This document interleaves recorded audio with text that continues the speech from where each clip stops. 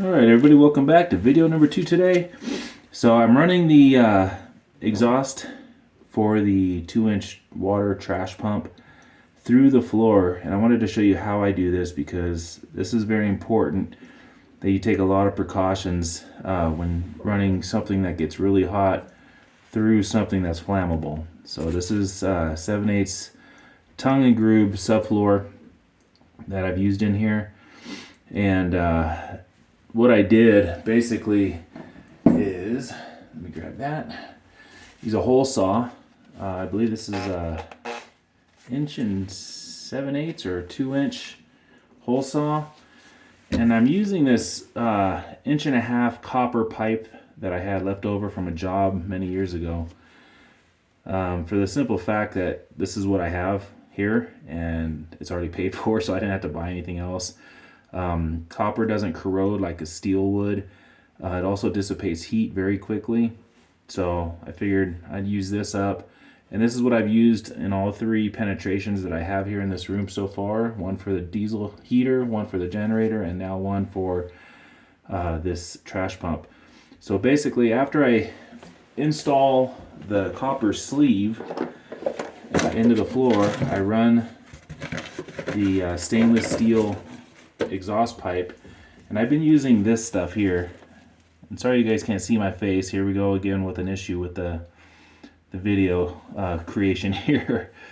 But this is wrap that people put on their motorcycle exhaust that's close to their leg, so it doesn't get so hot, and if they touch it, it doesn't burn them. This is, I think it's Kevlar. This stuff, I bought this online. This is the package here, if you want to get this. It was about 20 bucks, something like that, and it's a pretty decent size roll. Let's see if it says it on here. Maybe it doesn't. Yeah, it's made in China though. That way you know it's good. Heat insulating wrap. You would think there'd be a length on here, but anyways, if I had to guess, I would say it's about 12 or 15 feet of this stuff. And this is how much I have left over after doing the 3 penetrations. So anyways, I wrap this stuff around the exhaust, and then I shove it down inside the sleeve. So now there's a stop, a fireproof, heat-resistant stop for this fire sealant. I've used this stuff a lot in the industry, doing commercial work. Basically, it won't catch on fire. It handles heat really well. Actually, I believe this one goes up to about 2,000 degrees, so well above what this exhaust will ever get to.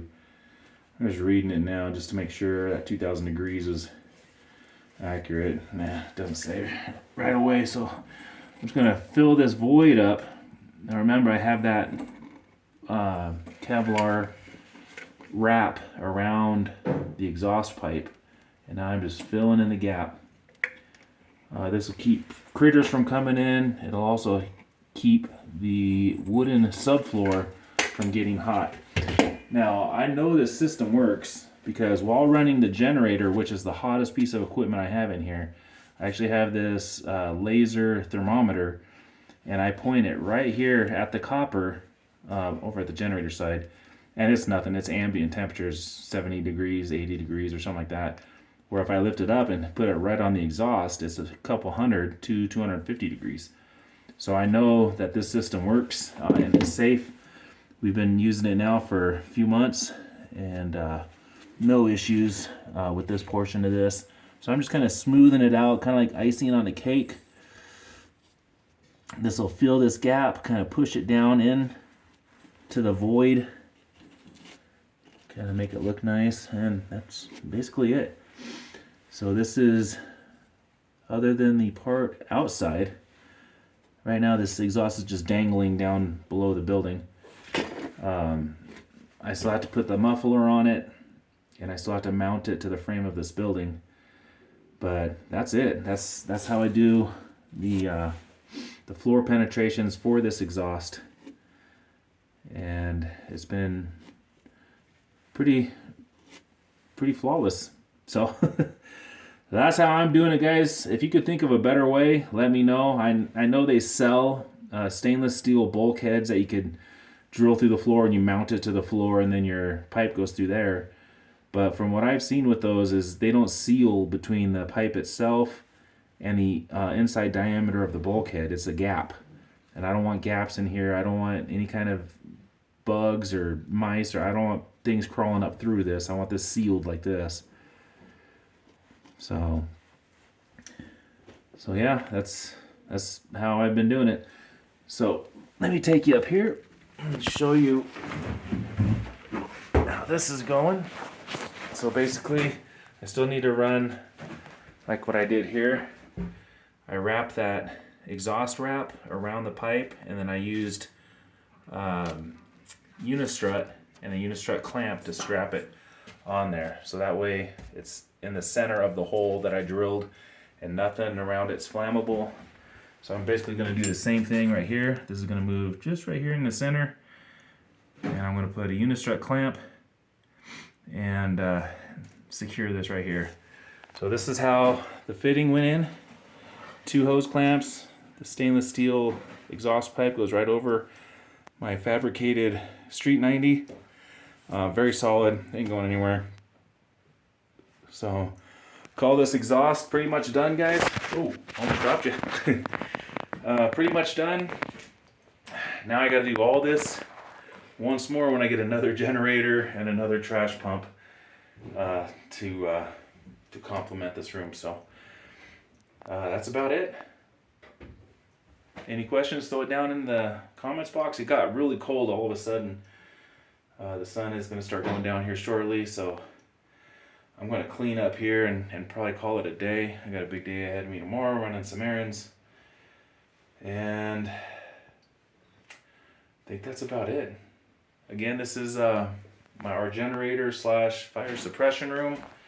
You see the manifolds here for all our firefighting equipment around the ranch. And it's turning out really nice. I'm happy the way this room is turning out. Looking forward to another project though. Getting a little bit burned out in here. Coming in here all the time, just gluing pipe together and dealing with engines and components and whatnot. But it's all cool. It all works out. What else? That's about it. I have stored under here for right now. Yes, again, Harbor Freight. So far, I've had no problems with any of their equipment, their motors. This is a spare shallow well pump that, if need be, it'll replace the one I have that's already installed.